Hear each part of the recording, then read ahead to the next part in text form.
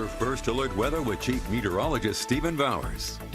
A lot of the showers that we had around a short time ago have faded, and they'll gradually fade out through the evening. But look, it's not just us. We've had scattered showers and thunderstorms across the mountains and across the western slope. Usually it's the other way. We see them over the plains and in the mountains, and this day we're getting a little bit more of this activity. Now again, this is likely to continue fading through the evening, and I expect that especially around Grand Junction, we're mostly dry tonight. And then tomorrow, things change a little bit. And I say we're mostly dry tonight. I don't want to rule out a potential for a stray shower or thunderstorm, and our futurecast does pick up on that potential, and we'll dry out through the morning. And then tomorrow morning, we're mostly looking at showers and thunderstorms scattered across to the west of us in Wyoming. How about in Utah?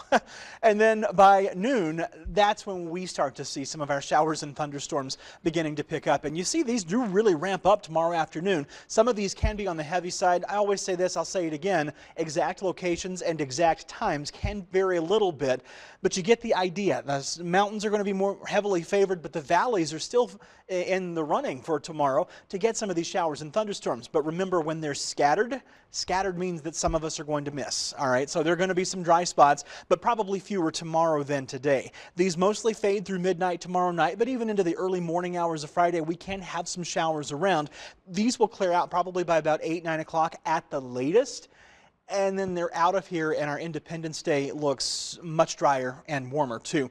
I also should mention the elevated risk of excessive rainfall. This indicates to us that there is some potential for at least some localized flash flooding, so that's something else we'll be watching closely. But again, this clears out for the 4th of July. We will start with some lingering clouds, and then we will become mostly sunny with a high near 91 degrees around Grand Junction. Upper 80s to lower 90s are common across the rest of the area otherwise. If you're heading out in the pool, your best opportunity is first thing in the morning. By noon, especially through the afternoon, we have these showers and thunderstorms scattered about the area. We can easily warm into the 80s, but these showers and storms can cool you down a good 10 to 15 degrees when they move right over the top of you. Now remember, if you're at the pool, if it's just rain, you're fine. But if you can see lightning or hear thunder, you're close enough to be struck. And we certainly see a strong uptick in the lightning and thunder frequency across the area tomorrow afternoon through tomorrow evening.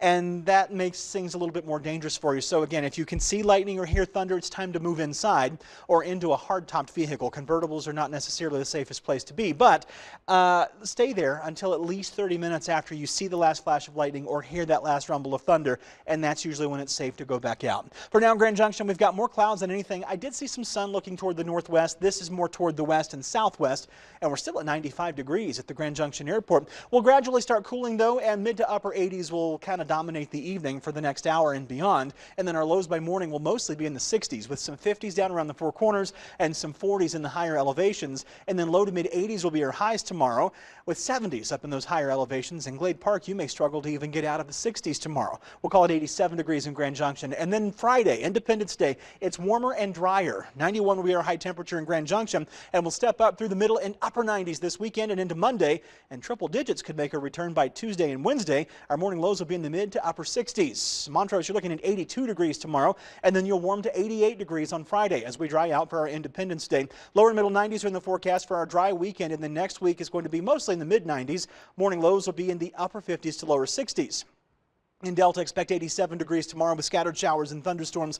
93 degrees will be the high temperature on that drying Friday.